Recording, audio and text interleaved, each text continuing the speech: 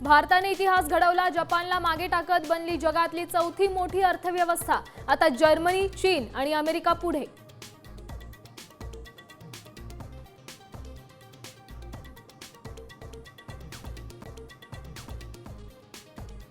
मुंबईला पावसाचा अलर्ट, मुंबईसह उपनगरात दमदार पावसाला सुरुवात। रेल्वे आणि रस्ते वाहतूक सुरळीत, नवी मुंबई आणि ठाण्यातही रिमझिम पाऊस।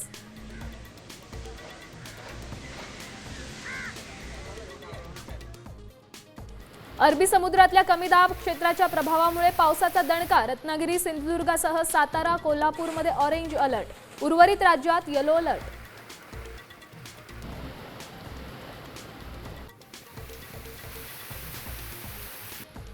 दिल्लीत वादळी वाऱ्यासह मुसळधार पाऊस, अनेक भागांमध्ये साचलं पाणी, रस्ते वाहतूक आणि हवाई वाहतूक प्रभावित।